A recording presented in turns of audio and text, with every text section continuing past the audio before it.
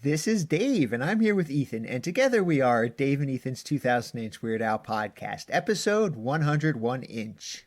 On this week's episode, we are joined once again by Weird Al's longtime friend and confidant, Joel Miller.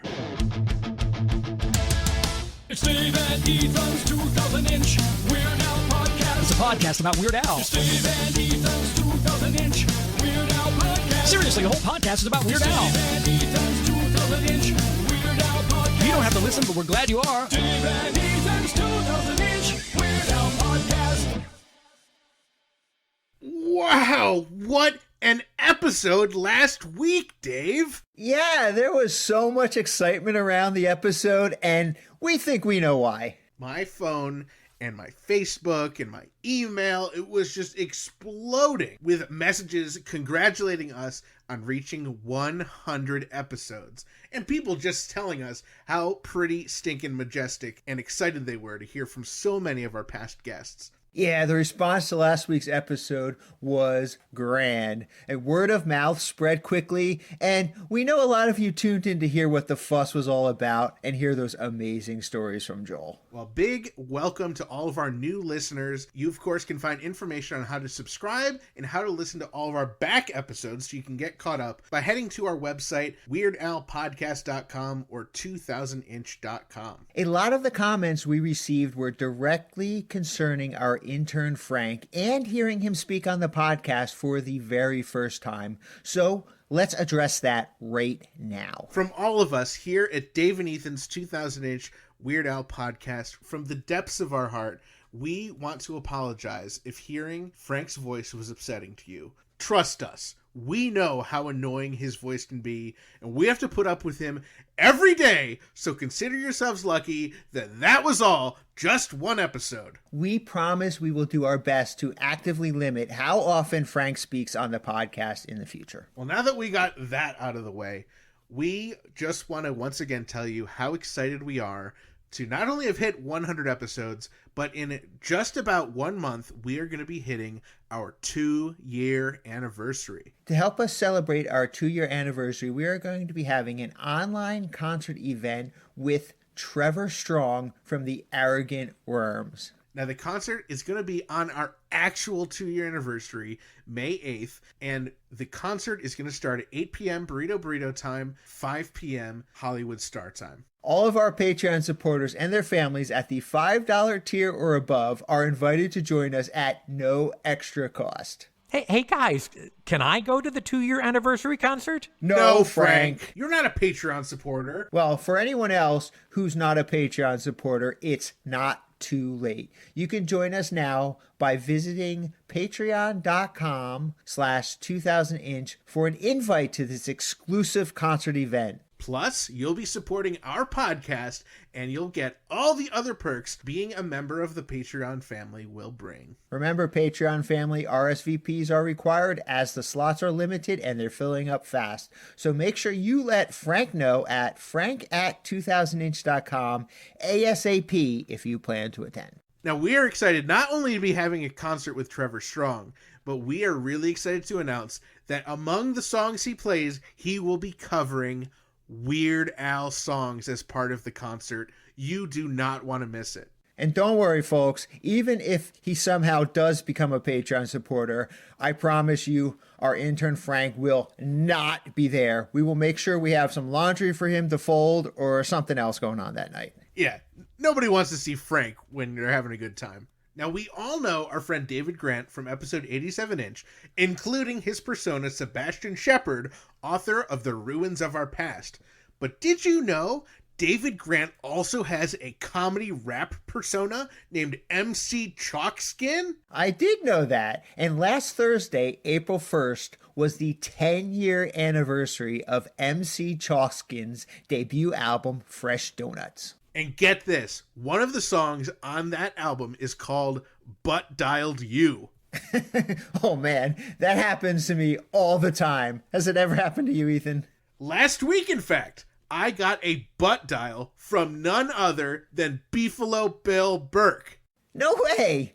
That's another perk of hosting this podcast. You get butt dials from very important people. Now you can imagine my surprise because I thought he was calling to ask me to help sort his photos again. Well, keep trying, Bill. Maybe next time. Ethan, I'm glad you and I can both relate to Butt Dialed You, and I'm sure our listeners can too. Yes, so be sure to check out Butt Dialed You, as well as the other great tracks off Fresh Donuts by MC Chalkskin. Head on over to wolfinwool.com for information about MC Chalkskin and David's other great projects. And be sure to pick up Fresh Donuts on iTunes, Amazon, or wherever digital music is sold. All right, let's move on to This Week in Weird Al related news. Grammy Award winning Jim Kimo West, best known for writing the official Dave and Ethan's 2000-inch Weird Al podcast theme song, has a brand new single that dropped last Friday called Makina Groove. Now for this song, Kimo says he took his inspiration from the beautiful sunsets at Maui's famed Makina Beach and the peaceful solace in watching the sun dip below the horizon while humpback whales frolic in the distance. It's played on baritone acoustic and standard acoustic guitars using slack key tunings. So be sure to check out Makina Groove. Like all of your songs, Kimo, it's pretty stinking majestic. And there's some other really great Jim Kimo West news. In his monthly newsletter, he let everyone know that his brand new CD will be out in June, and he'll announce all the details next month. Oh, I can't wait till next month to hear all the details from Jim Kimo West.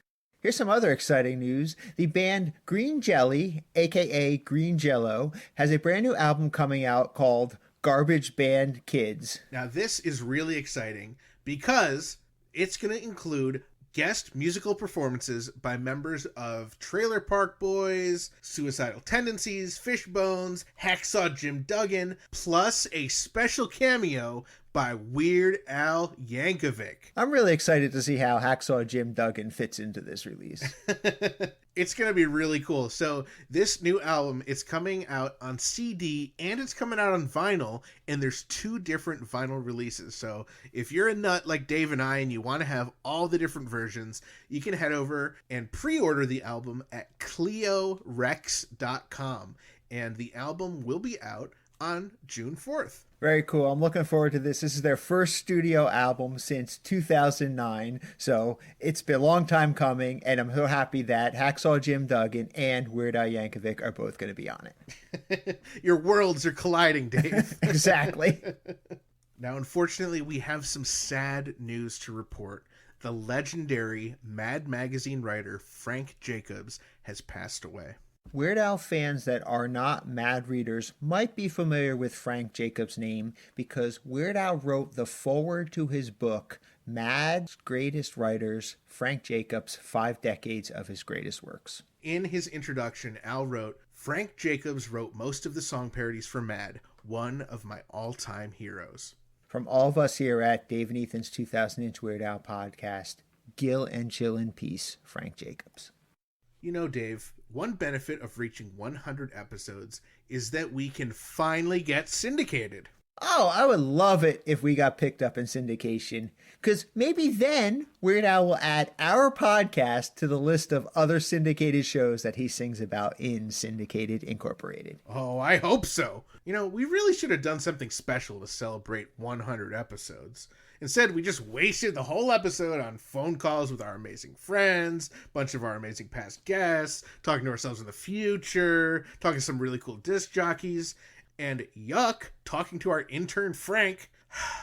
Oh well. Well, we did save our interview with Joel Miller for a very special occasion, so I think that counts. After all, we hung on to this interview for a really long time. We actually recorded it 1 whole year ago.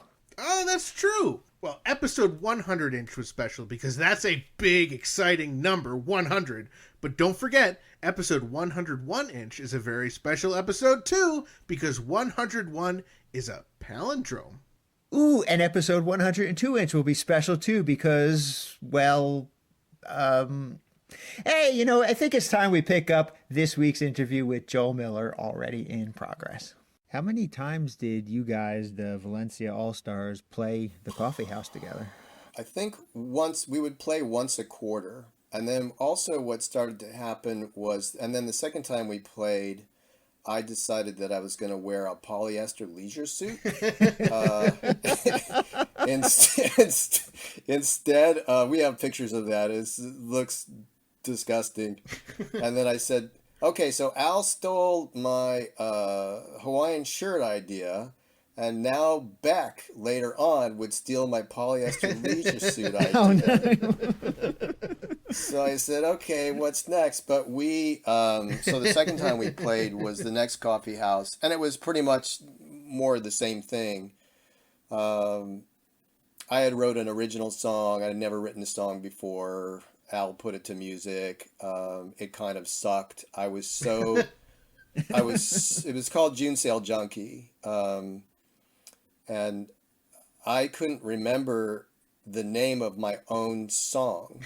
I mean, it was time for my song, and Al said, Joel's written his own song. Take it away, Joel. And I'm blanking. I'm going like, I don't even know the name to my own song.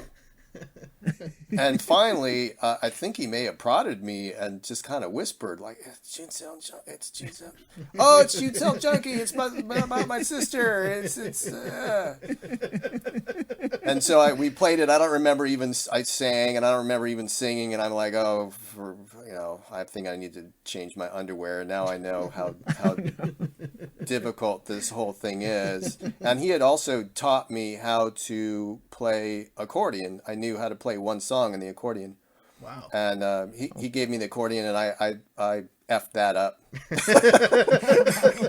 I tried it too. That was a real showstopper. It's like, now we got some momentum. Okay, Joel, let's kill this whole thing.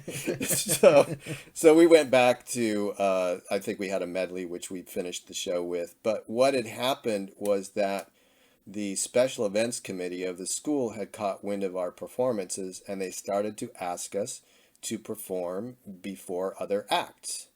And one of those acts was a sketch comedy troupe out of San Francisco called Duck's Breath Mystery Theater. And they said, we think you guys would be perfect. It was kind of like Monty Python and all the other sketch comedy troupes. And you guys would be perfect to warm up for them. You get to move to the auditorium now, which seats a lot more people, and we will pay you. And we go, pay us? They said, yeah, we'll give you $30 for 15 minutes. And we were like, oh my God, we're getting paid. We didn't even care how much it was. Yeah. Right. So I remember going up on stage, and Al, we had written some new stuff for that, and tried. We had our first kind of punk number, and just kind of outlandish stuff. And so we start playing, and Al starts playing, and he goes, "Well, the special events committee say that we have to play for 15 minutes." And then we both kind of stopped and looked at our watches for about a minute. We just looked at the watches. We go, 14 minutes now. And they said, this is what you can't do on stage. You can't eat, you can't drink. So of course, what do? I bring stuff to drink, and I bring stuff to eat, and I ate a banana and threw the peel out in the audience, and the guys were just horrified. But it was a lot of fun. I think Al did at that performance the periodic table of the elements song. Wow. Tom Lear. Yeah.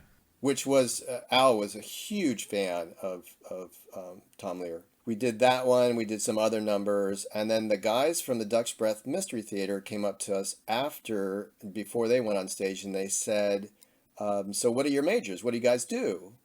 And we said, we're architecture students. And the guy said, very flippantly, kind of like, stick to architecture. And we're like, what an a-hole.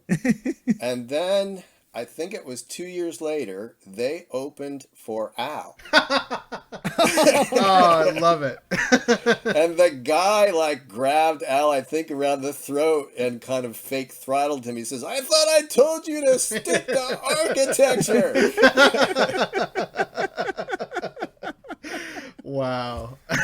Yeah, so it was kind of, I remember at that performance, I was supposed to make this costume change. This is before, Al would do this later on in his career to infinitum. I gotta say, his shows, best concerts I've been to in my life. And I'm not Totally. saying that because he's one of my good friends. I'm just saying that because he is amazing.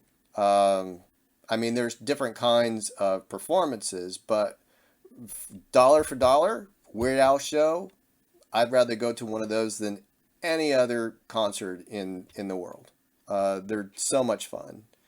And he's such a great showman, and he's one of the few people that sounds almost the same in concert, doing it live, as he does on the albums. Yeah.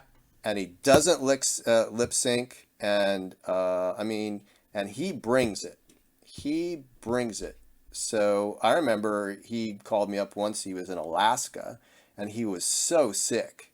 And I said, "Dude, you sound terrible. I mean, don't go on stage, man. You're gonna end up in the hospital." He says, "They paid to see me, and I'm gonna give them a show." And he would go out and he would do it. And I lost my train of thought because I've gone off on a tangent. Well, we were talking a little bit about the sets that you guys were doing. Now, were most of the sets that you guys did together, were they about 15 minutes? Did you ever do anything longer than that? Yeah, between 15 to 20 minutes. I mean, that's all they would allow us.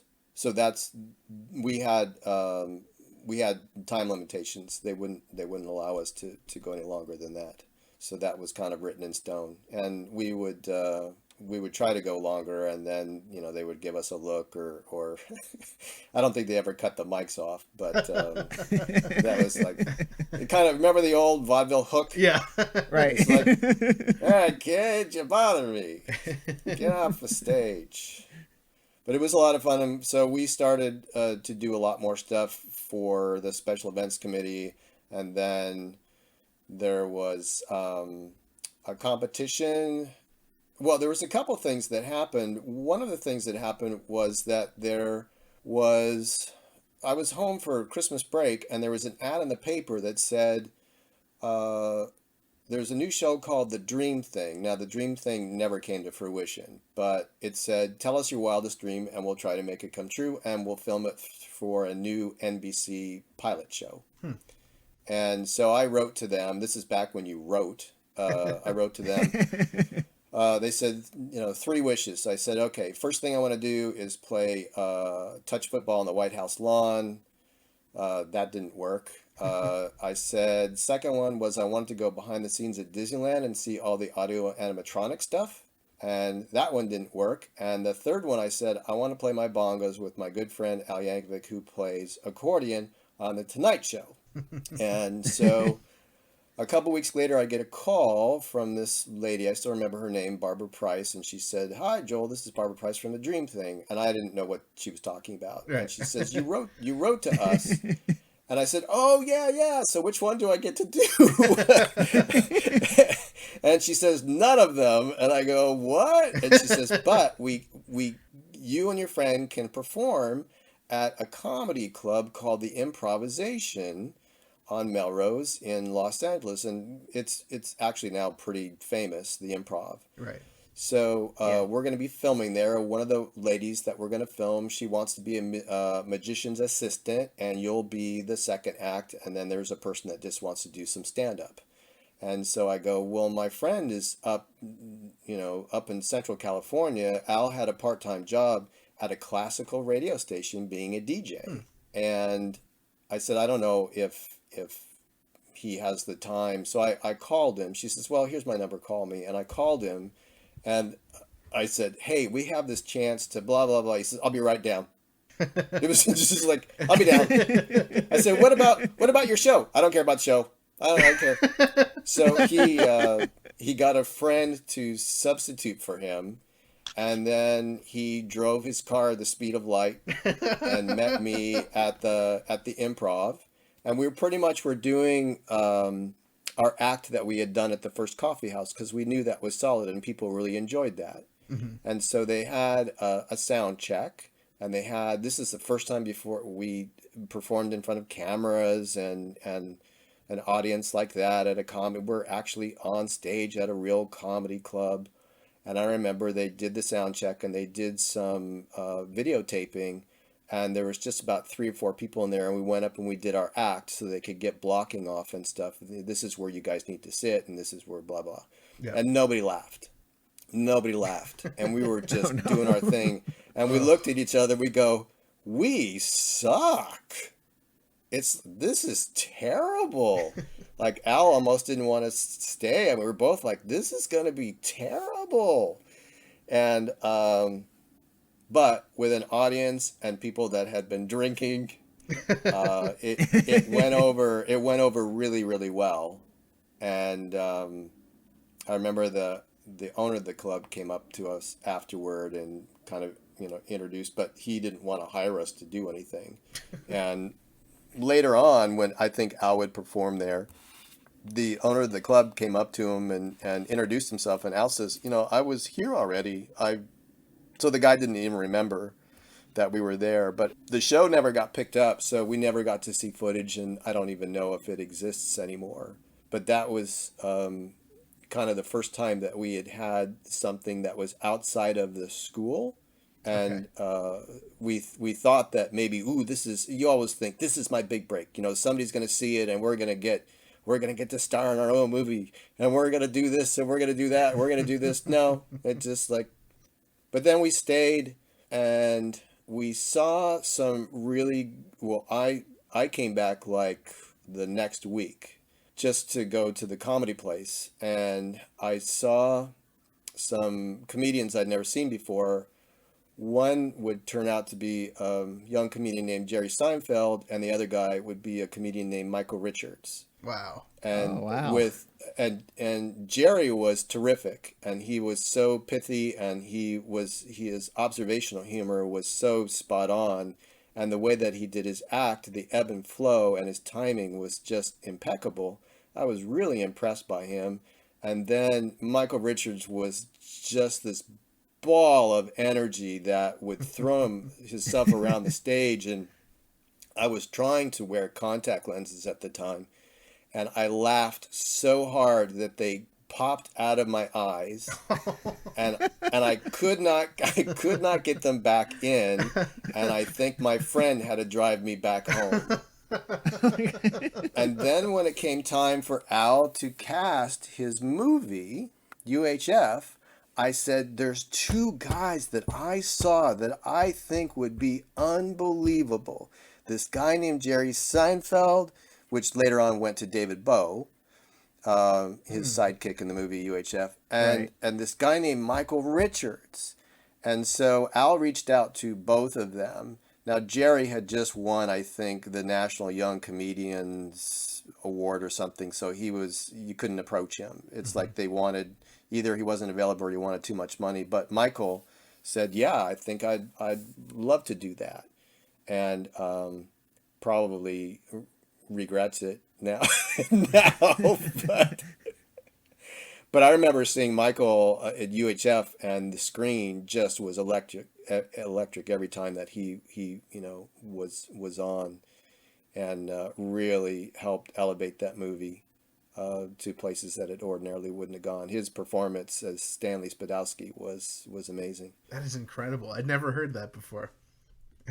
That's amazing. Yeah, that whole thing. We actually, Al brought over the videotapes of he had little screen tests for the people that he wanted as his romantic interest. And so we watched them just, sitting on my living room floor. And I liked a young actress by the name of Terry Hatcher. And Al was like, nah. There was Ellen DeGeneres, believe it or not. Wow. Had tried out. And I go, she's really cute, but you guys have like no chemistry.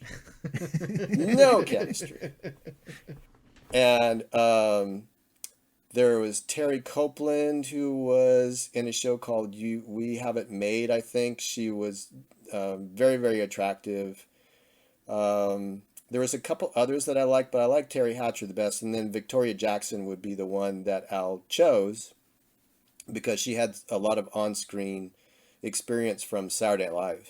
Right. And Victoria had a lot to do with Al being able to talk to Kurt Cobain because I believe that Kurt was on Saturday Night Live and that Victoria, I think, went up to him. I don't know if this is correct or not, but I think she said, my friend Al Yankovic would like to do one of your songs. So I believe that she was the one that dialed Al and that got Kurt on the phone to speak to Al for Smells Like Nirvana. It's so amazing. Yeah. Yeah. She was very sweet. She was very, very nice. And she lived here in LA for a while, and we would go over and visit her every once in a while. But I think she's back. I think she's in Florida now. All right, well, since you brought it up, I want to ask you a little bit about UHF. And there is a character in UHF, little Joel Miller, who finds the marble in the oatmeal. And then drinks from the fire hose. Yeah.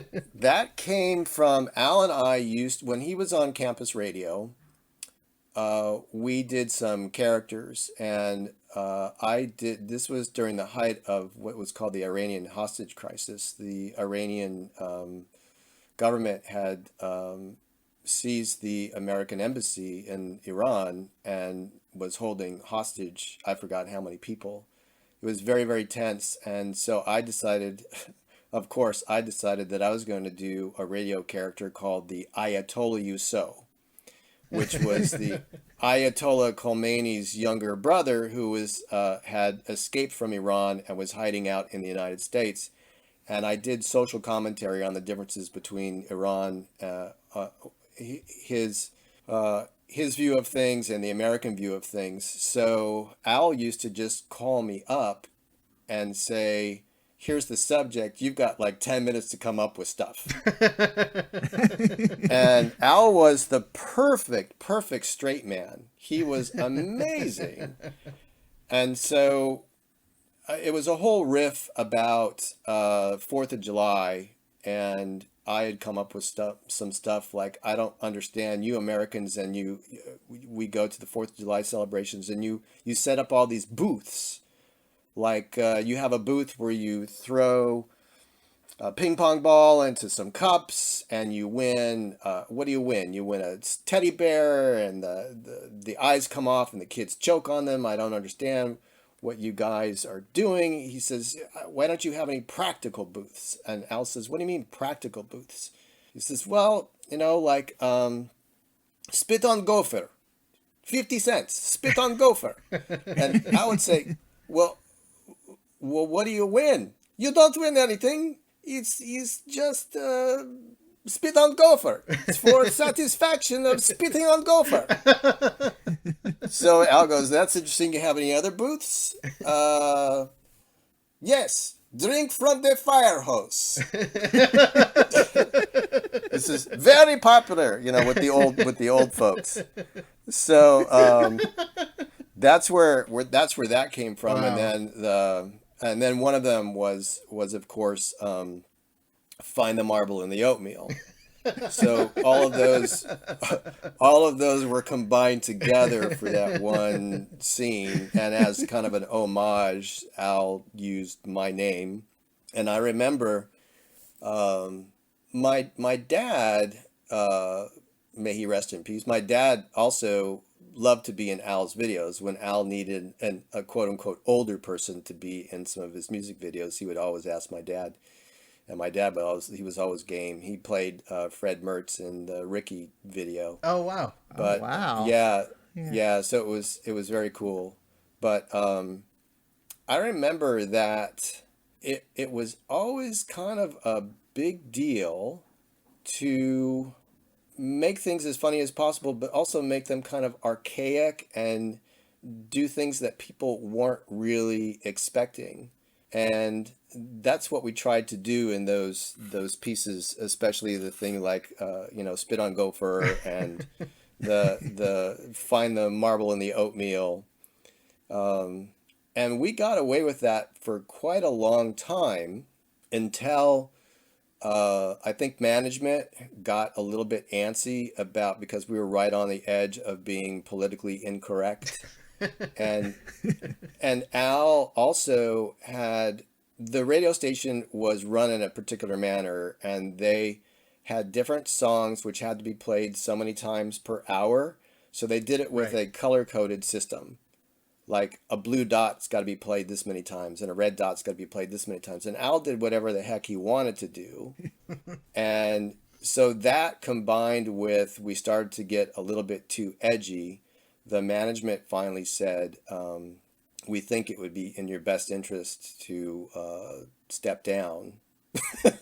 So he also, very early in his career, there was some things that they didn't take very kindly to. Somebody called in and said that they were director of school operations, and that school was, it had been raining very hard, that school was canceled the next day. And Al didn't even check with anybody, and he just announced, I just heard it from campus operations, school is canceled. And the campus police showed up. Oh man! And I think they detained him and said, "Look, Mr. Funny Man, it's not so funny now, is it?" So, but there was a big deal because he had a following at that point, and it was a big deal for him to be relieved of duty, so to speak. But in hindsight, it was the best thing that would ever happen to him because he said he would have been very content to have been a DJ and not to really pursue the music thing. He just really had a good time being a DJ. And during the summers, he would DJ for, I think, a local radio station. And he would have been very happy, doing his thing. And luckily, I always said, luckily he got fired. Right. Luckily, we wouldn't be here talking right now if he had That's right. Yeah, and it was always interesting to see. I mean, some things, if you believe in fate, you believe in preordained, you believe, and I always say that Al is one of the few people on Earth. Now there are quite a few of these people, but some people are doing exactly what they should be doing. Right. And I think Al is one of those people that is doing exactly what he should be doing. And like I said, it brings so much joy to everybody that the sum of its parts is so much greater than we know. So one thing I've been wondering is, where did Jammin' Joel Miller come from? The name? The name. Just Al gave me that name one time. Would he introduce you as Jammin' Joel Miller? He introduced me the first time as, ladies and gentlemen, Joel Miller and his bluegrass bongos. because everybody had been playing bluegrass all night long. And actually what had happened after that performance, so the place went kind of nuts, and the Cache Valley Drifters get up there because everybody come to see them. And the lead singer goes to the microphone and he says, I'm not as funny as the kid with the bongos, and I'm not as talented as the kid with the accordion, so what the F am I doing up here? And everybody's like, boo! Wow. They were really pissed off. It's like, how do you follow that? Yeah. And we ended up going to McDonald's and having some French fries. That was our celebration. That was back when Al still ate things that were fried in animal fat. Right. But I think he just gave me the name Jammin' Joel Miller one time, and it just kind of stuck. So are you still playing bongos and making music? I have not played in probably over 20 years. Wow. Okay. And I'm a what Al has described once, and myself included, as a very good living room bongo player.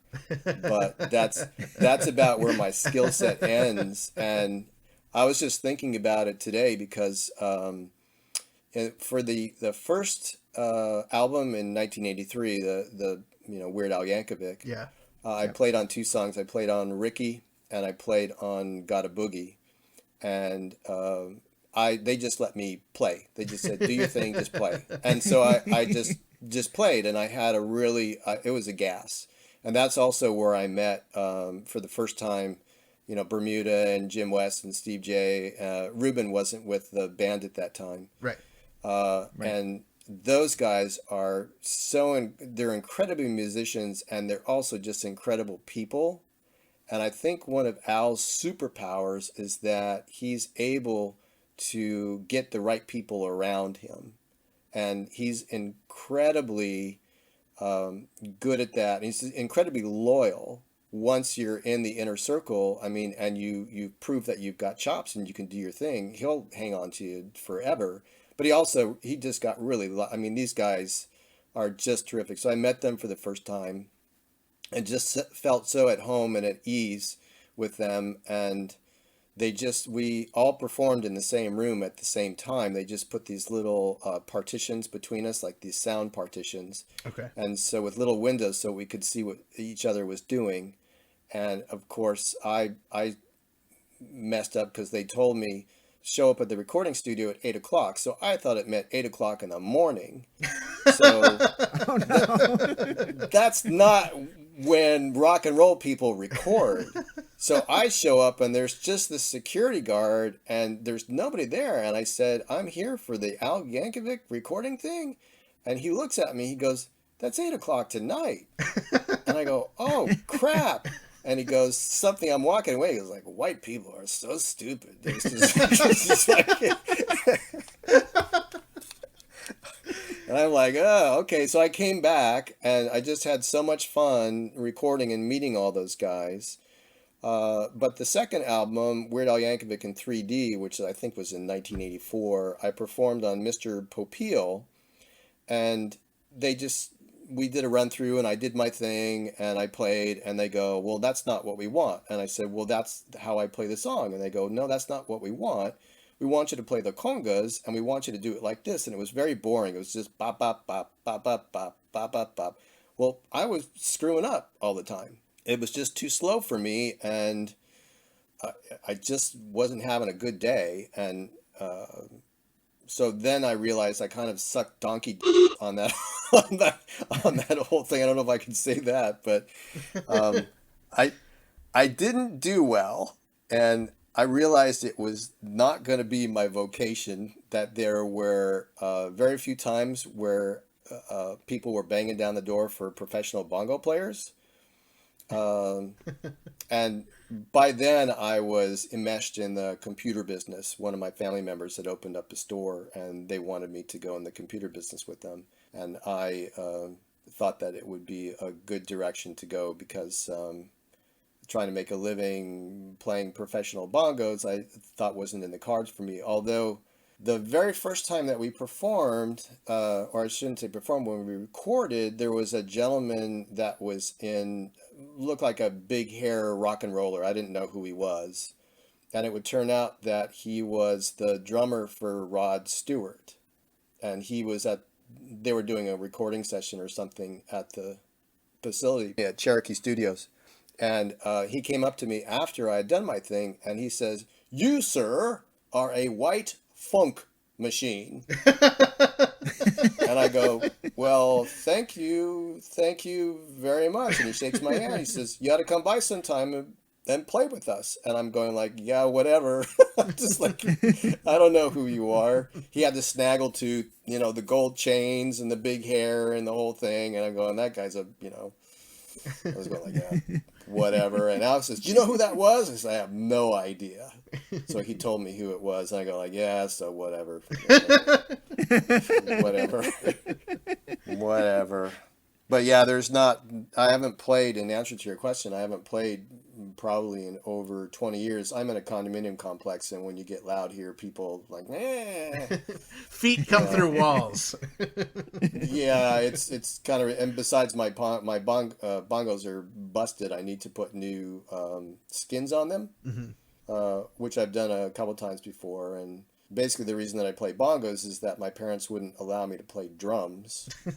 And they got me the bongos. It was a present for my 19th birthday.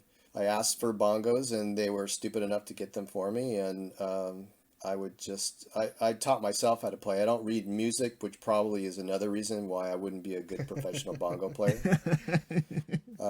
But Al was nice enough to allow me to perform with him, and like I said, the best part about it was the rehearsal and just exchange of ideas. And if you can imagine, just sitting around and jamming and coming up with new ideas and bouncing them off each other, and Al then coming back a week later like, I got it. And always, it was always like, oh, holy crap, this is amazing. Can you tell us anything about the recording for the famous Placebo EP? Oh my God. Well, I mean, the Got a Boogie demo, I don't know if it was recorded in the studio or we just recorded it with...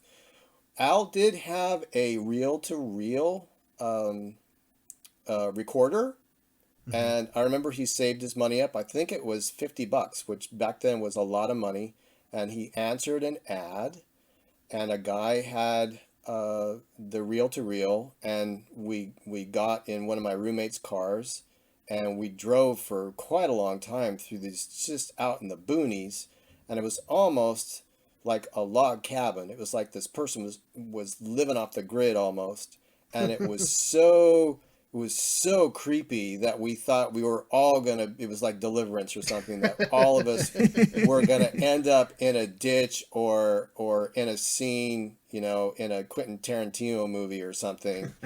And Al, the guy says, this is how it works. And you turn this thing. I was like, here's your money. And he just kind of like threw the money on the bed, and we grabbed it. We ran to the car and said, God, this is creepy. I thought we were going to die. And so we probably recorded on his reel-to-reel, which was one of his very, very coveted, pieces of equipment, because that's what he did everything on until he got a little bit more. I think he signed his first contract, and then he bought a little, which I used to call the porta potty, a little home portable, a little portable studio. It might have been like four tracks or something at first, which it was like, we have 4 tracks. We can isolate stuff. This is amazing. But it might have been on that, and then when we did Yoda for the first time, I used to do the Yoda voice. I used to kind of riff some Yoda stuff, and then my voice would be just trashed for the next week. I go, Princess Leia. And then I go, ow, ow, ow. How does Frank Oz do that for such a long time? He's like probably bleeding out of his ears. So I'm going to ask you about some of these other songs that I did research on and found out that you performed on, and let me know if you can tell me what you remember about them. Oh, probably nothing. There's this song called "The Beverly Hillbillies Miss You." Oh yeah, I don't think I had anything to do with that. Well, we did it. We definitely did it in concert before Al did it for UHF. Yeah. So we used to do that song in concert all the time, and it's off of the famous Stones song. So I used to sing a little bit on it, but that was the range of what I was able to sing. I had no range. I was not a Power Ranger. I was just a one ranger, single ranger. I didn't actually like singing that much. As a child, when they would line you up and you'd sing like God Bless America or something, and they would pull the good people out to put them like in choir or whatever, it was like they would pull me out to sit me down. It's like, I'm like, oh, I'm going to be in choir. No, please sit down. Please don't open your mouth again, please. Please, birds are falling out of the sky, please. Yeah, but we used to do that. We definitely did that in concert before it was, he did that, I believe, in UHF. Right, he retooled it a little bit for UHF, right? And he did Money for Nothing with the Beverly Hillbillies. Yeah. Yep. But that was kind of the precursor to that song. Mm-hmm. Did you have any involvement with Won't Eat Prunes Again? No, other than playing the bongos on it and listening to, like, there's a drum solo in the middle of the song, and Al said, you need to learn this. And then my roommates would be like, "What the hell is he doing?" I was famous for having terrible timing and knowing where to come in on things, and it was, I think they used to take side bets as to whether or not I was going to screw up. And so it's like, you think he's going to come in on time? I don't know. He's never come in on time before, but it could happen. It could happen. But so I would learn on Don't Eat Prunes Again. I would, we performed that live, I think, the very first time at a place called the Geodesic Dome, which was in a little area called Poly Canyon from Cal Poly San Luis Obispo. Poly Canyon was about 2 miles away from school on a dusty little road. And it was where they had what was called freshman holiday. When you were an architecture student, you would spend 2 days in Poly Canyon, basically giving free labor. So you would mix concrete or you would do whatever. So we did all kinds of new construction ideas, and they had built a geodesic dome up there, and that's where they used to come together when they needed to make any kind of announcements with large groups of people. And we also knew that people were exhausted from working all day, and we decided that it would be a good idea to for us to perform for everybody at the Geodesic Dome after a hard day of work.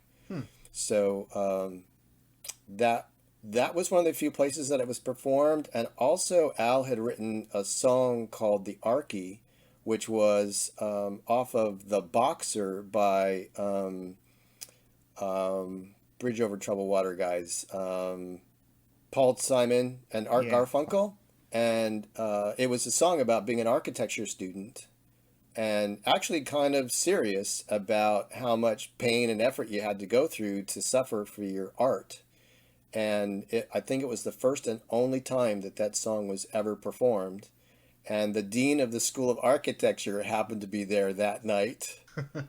And later on, I only saw that guy once when he was a very nice man, a guy named Dean Haslin, who's now no longer with us. But I got called into his office because I was trying to run track and field. I was a track and field athlete, and I was a walk-on. I had done well in high school and a little bit in junior college, and I wanted to be on the track team.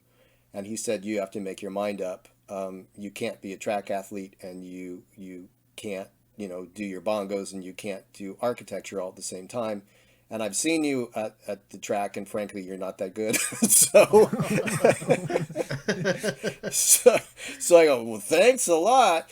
Later on, he would write Al such a nice note about how proud he was of him being an architecture student, but yet following his heart, and how much how much joy that he had brought to everybody. And he was very proud of Al and his career and stuff. He was just a very nice man. Wow. But he remembers seeing us at we were afraid that we were in trouble for doing that song, kind of berating the architecture profession and how much you had to give up. It's almost like the Bourne Identity when one operative is after another, and the guy says, see how much see how much they make you give." And then he dies, and it was kind of like one of those things. It was like, "See how much they make you give." But so that's one of the more obscure songs that I don't think, I think it exists someplace, because I know Al's got that recording. He had loaned that. He made backups of like his radio station. Oh yeah. And also some of our performances. Sadly, he gave me that one with the Geodesic Dome performance on it, and he had a lot of the cassettes in his car, and he would listen to them, and he got his car stolen. Ooh. And he got the car back in pieces, and all the tapes were gone.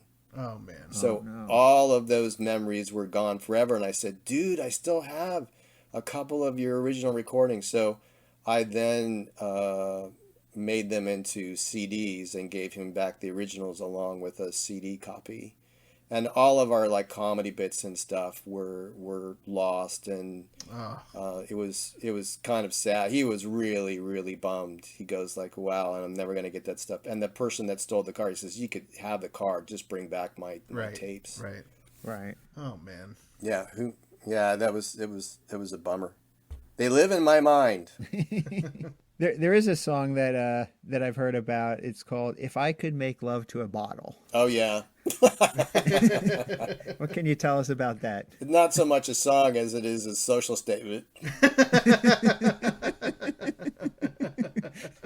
And that's about as raunchy as Al would ever get, by making all these kind of inferred deals. Mm-hmm. And it was fun to do stuff like that. It was fun to take a detour.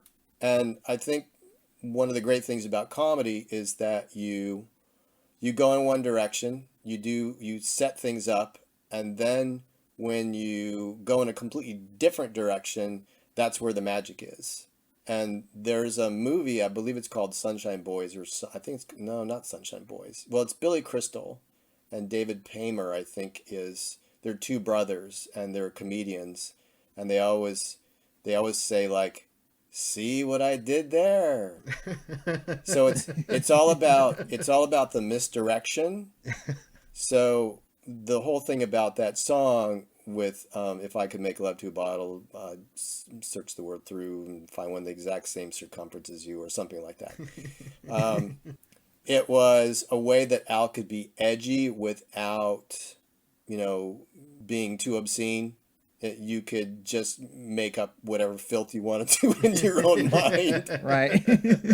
Yeah, he liked doing stuff like that. He liked doing that's what comedy is. Comedy is misdirection. Right. One thing that had struck me in the New York Times article was Sam Anderson saying that even Suzanne has never heard Al swear. Knowing Al for as long as you have you ever heard Al use an expletive?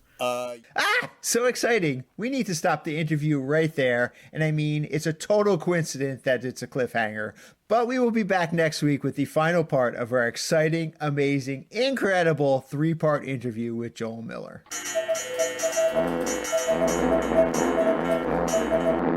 Oh no! That thing is gonna explode! Quick! We need to start playing them! Well, you know what that sound means. It means we have a message on the 347 Spatula Hotline. It sounds like we have a whole bunch of messages on the 347 Spatula Hotline. The 347 Spatula Hotline, the official hotline of Dave and Ethan's 2000-inch Weird Al podcast, is sponsored by Angel Valenzuela and David Cash, two amazing Weird Al fans and podcast supporters. Quick, Frank, hit play! Hey, Dave and Ethan. It's Joe Jaffa, your friendly local Jackbox host and beer reviewer. I'm calling to say happy 100 inches. Here's to the next 127 more. Thanks, guys. Keep up the good work. Dave and Ethan, congratulations on this major milestone, 100 episodes. So excited for you. Last week's episode was amazing. Joel Miller was amazing. You guys are amazing. I wrote a haiku to celebrate. A haiku for you. That was the first line of it. This is the last line. Okay, bye. Hey, Dave and Ethan. Congratulations on your 100th episode. You both are bodacious. Hey, is your podcast still running? Well, you better go and catch it. Just kidding. Hello, CB Johnny here, wishing you the utmost regards towards another 100 episodes for your podcast. You've delivered unique and quality content that appeals to avid Weird Al fans since your very first episode. And honestly, I'm sure that your future has at least 127 more. Thank you for being a shining example of what fan communities can achieve with ambition, skill, imagination, some networking, and a little bit of trust. All my love to you guys. Thank you for brightening a lot of Wednesdays. I am looking for a vegan Mexican restaurant, Burrito in Troy, New York, home of the 2-pound double wrap and the quesadilla Burrito. I want to go on down to Burrito and Burrito, my Burrito. I found them at burritosquare.com and at Burrito Squared on Instagram. Remember, Not every burrito is a burrito, but every burrito can be burrito. This is your old buddy Chris from Canada, the cartoon-loving geek, and I just have to give you guys something special to say congratulations on all your hard-earned success. So, here we go. Okay, fellas, hit it! Ah, yes, the perfect celebratory music for a perfect celebration. 100 episodes. Wow, you guys are truly the greatest. When it comes to Weird Al, you guys truly know your stuff, and you know how to entertain. That's the way to do it. All I can say is, keep up the good work, keep on with the laughter, keep your feet on the ground, keep your head in the sky, keep your hands out of your pants, because frankly that's disgusting, and always make sure, for the next 200 episodes or more, make sure you keep a can of weasel repellent nearby, because you never can tell when you might just get a starving, crazed weasel who... Oh, son of a... gotta go, bye! No! Hey, Dave and Ethan and intern Frank. This is Dustin Jablonski calling out of Indiana. Just want to say congratulations on reaching your 100th episode. And I just want to tell you how much I appreciate your podcast. I mean, without your podcast, I'd probably be this miserable, worthless hunk of slime. Or maybe just a one-celled amoeba. Or maybe just a paramecium waving my flagella all around. Or I'd just be this miserable kangaroo just hopping around. But instead, I'll continue to listen to your podcast. Great job, guys. I look forward to more episodes. Hi, guys. It's Jackson Scoggins, guest of episode number 69, Time Traveler Extraordinaire. I was just going to say congrats on getting to 100 episodes. Pretty cool. I guess that's it. Peace, y'all.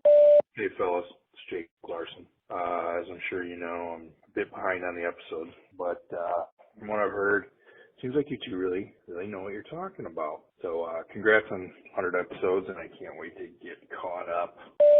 Oh, crap. Hang up. Oh, wow. That was awesome. Hey, fellas, this is Zeb. I realize you provided plenty of notice for how amazing episode 100 inch would be, but I did not adequately prepare myself. I heard it early Wednesday, and I was so excited I was fairly worthless the rest of the day. I should have taken it off. Actually, I should probably take every Wednesday off. Anyway, really great show. Joel's stories were amazing, and it was super fun to hear from all those people earlier in the show. Yeah, and it was kind of cool to finally hear Frank's voice. And maybe it's because I've interacted with him via email, but he sounded really familiar. I was chatting with some people trying to figure it out, and Kenneth thought that he recognized the voice from someone he met at a Weird Al show, maybe. Anyway, whatever he's doing for the show, it's working. I mean, without letting it go to his head, of course, he should revel in the success of the show a little, too. Oh, and I can't help but notice that your podcast doesn't seem to have one currently, so I think you should reconsider Steve's offer to be your inchworm. Anyway, amazing stuff, fellas. Congratulations on 100 inches. And I can't wait for next Wednesday. Hey, it's Chad. You know, your guest from 34-inch Metal Owl? Yeah, I just wanted to say congratulations on 100 episodes. Wow! The big 100 plus 0. Good luck with the other 1,900 to go. Bye! Hello, Dave and Ethan. This is your friend, Vincent Anderson. And congratulations on 100 episodes. Yeah, congratulations. Goodbye. Well, thank you so much to everyone for calling in to celebrate our exciting 100th episode. That was pretty stinking majestic. Thank you, everyone who called. Yeah, from all of us here at Dave and Ethan's 2000 Inch Weird Al podcast, we really appreciate your support. Oh, I guess we got some more. Well, let's listen. Hi, Dave and Ethan. It's your good pal, Jason Alchul, your guest from episode 47 inch.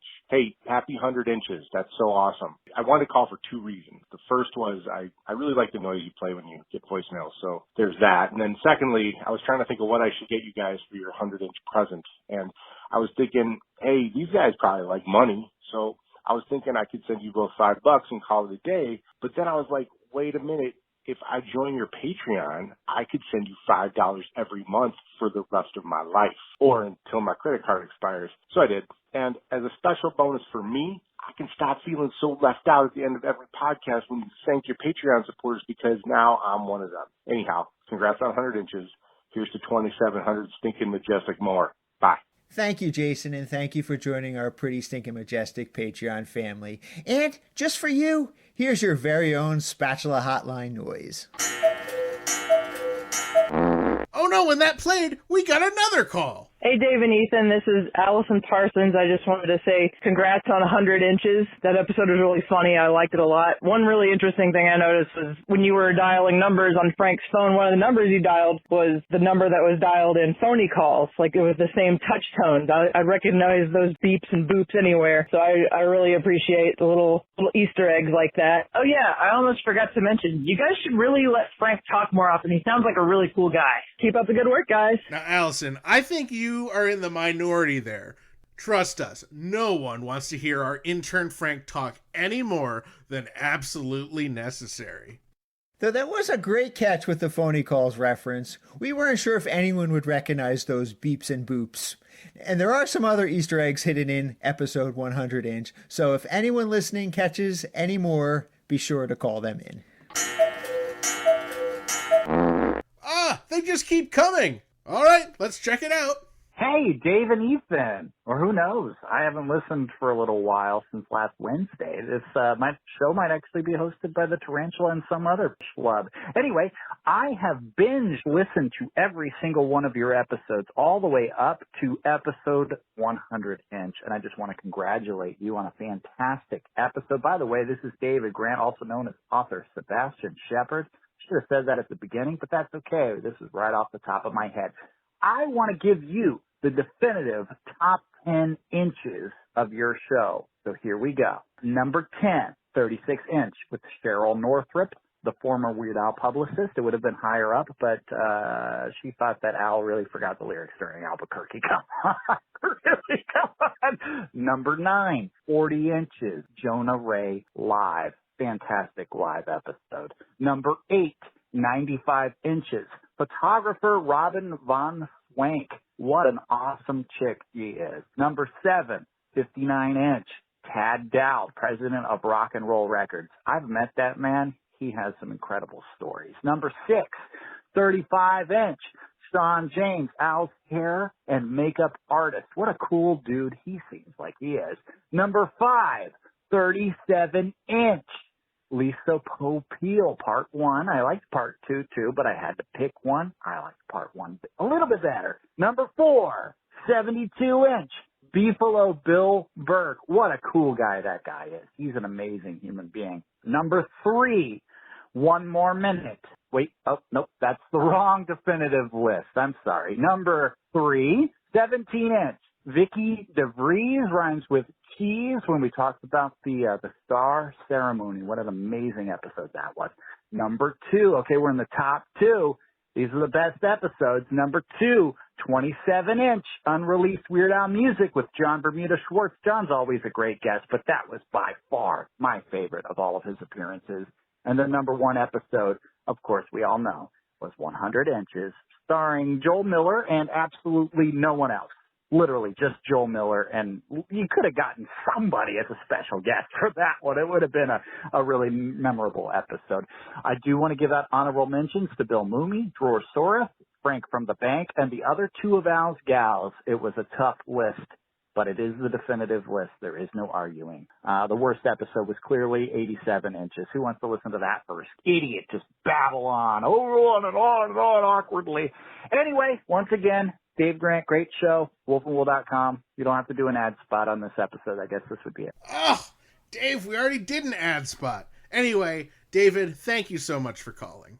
Yes, David, thank you for calling. It was a tough list to put together, but thank you for sharing your list with us. And after you listen to episode 101 inch, you might change your rankings, so feel free to call back with an updated list every week.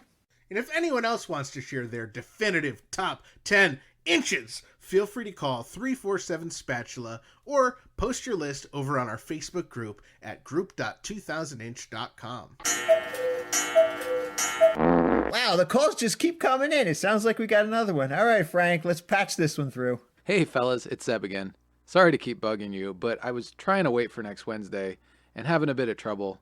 And then I remembered a hilarious song by Andy Corwin and Steve Goody that came out a few months ago. So I tweaked a few words of their song, and I thought you might appreciate it. Oh, okay. Well, Frank says Zeb actually emailed us an MP3, so good thing Frank's here to push play. Let's listen to it, Frank. You know, life can be pretty exhausting and brutal. So we wanted to make a song to celebrate a really positive respite that doesn't get the special attention that it truly deserves. Have a happy, happy Wednesday. It's a special time of week when new podcasts are dropping and life no longer seems so bleak. Let's open up our smartphones and our headphones deploy and wait for Dave and Ethan to provide our lives with joy. You know, Wednesdays are like a pretty stinking majestic oasis in the middle of an endless desert. And in this song, we tried to incorporate all of the family traditions that people associate with Wednesdays.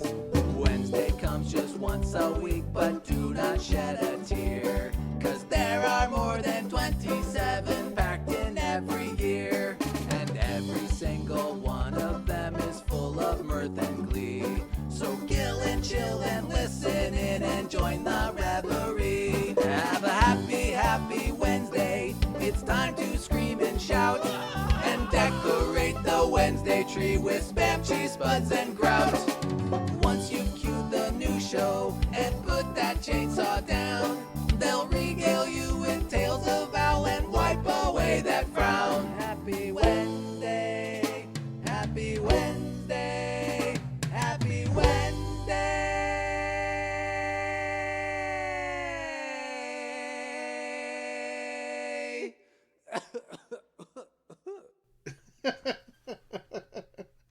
Wow, Zeb, thank you for such an incredible song parody. It is perfect. From all of us here at Dave and Ethan's 2000-inch Weird Al podcast, happy Wednesday! This week's episode is brought to you in part by Discover Darwin, promoting tourism in Darwin, Minnesota. Not only is historic Darwin, Minnesota beautiful, it's also electric. Darwin, Minnesota is home to Bonniewell Electric.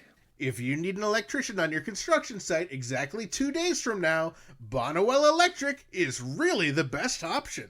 Now, why would you say that, Ethan? Because Candy Crooks gives Bonniewell Electric 5 stars and says, during this pandemic, it's been impossible to get an electrician to our construction site. I called Bonniewell and he was here in 2 days. Now, I know this segment is about Darwin and Bonniewell Electric, but can we just pause a moment to acknowledge how pretty stinking majestic the name Candy Crooks is? Candy Crooks? It sounds like a villain from the old Batman TV series. You know, you've got the Joker, the Riddler, Penguin, Catwoman, and Candy Crooks. Now, we here at Dave and Ethan's 2000-inch Weird Al podcast are definitely not accusing Candy Crooks of any wrongdoing, but we do want to take this opportunity to remind you that it's always a good idea to keep an eye on your sugary treats while you're visiting Darwin. And don't ever give your brand new Instamatic to people named Bernie. So visit Darwin, Minnesota on your next expedition. Discover Darwin, more than just a twine ball. And after you visit Darwin, Minnesota, be sure to visit discoverdarwin.biz.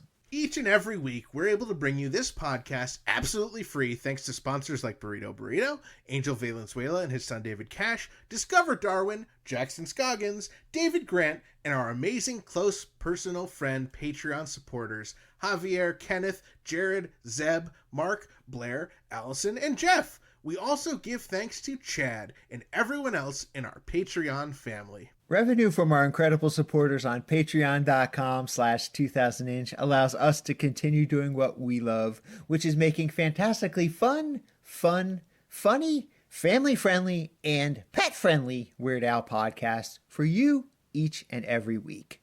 We'd absolutely appreciate your consideration in joining our pretty stinking majestic Patreon family for as little as $1 per month. And remember, all of our Patreon supporters at the $5 and above tier get to join us at our incredible 2-year anniversary concert starring Trevor Strong of the amazing Arrogant Worms on Saturday, May 8th. If you're not a Patreon supporter yet and you want to attend, be sure to sign up now to reserve your spot.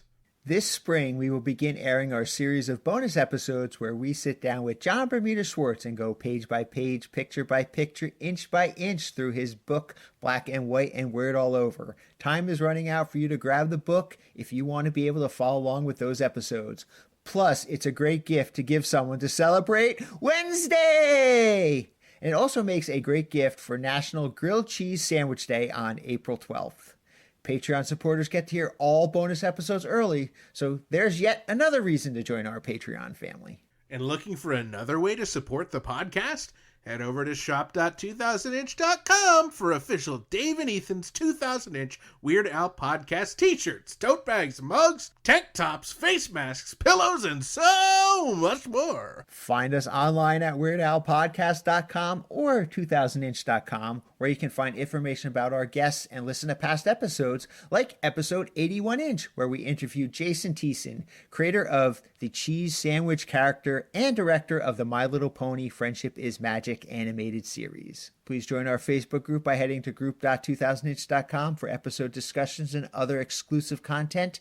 And be sure to follow us on Facebook, Twitter, and Instagram at 2000inch, and visit us at youtube.2000inch.com. Be sure to share your posts and tell your friends to gill and chill. We love it when you leave us voicemail via our 27-hour-a-day podcast hotline, 347 Spatula. You might even hear your message on the air. You can catch our show on Apple Podcasts, Spotify, Stitcher, or the podcast app of your choice. Whichever one you choose, be sure to hit the subscribe button so you do not miss a single episode when they drop every Wednesday. Thank you once again to our guest, Joe Miller, as well as Jeff Nucera, Chad Kelson, a.k.a. Metal Al, Chris Sear, Dustin Jablonski, Jackson Scoggins, Jake Larson, Joe Jaffa, Johnny O'Hearn, Vincent Anderson, Kenneth Gwinnett, Zeb Lemke, Jason Alchill, Allison Parsons, David Grant, a.k.a. Sebastian Shepard, a.k.a. MC Chalkskin, and thank you to the Grammy Award-winning Jim Kimo West for our incredible theme song, and thank you to Weird Al Yankovic, as this podcast probably would not exist without him. And a big thank you to all of you, our listeners, subscribers, Patreon supporters, and sponsors, and everyone else who made this episode and podcast possible. Next week, we will hear the bone-chilling conclusion to Joel Miller's incredible 3-part interview. And next week, that would be on a Wednesday!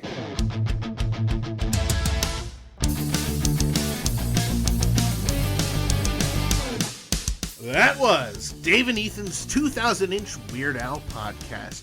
Episode 101-inch. The greatest podcast in the entire fathomable universe.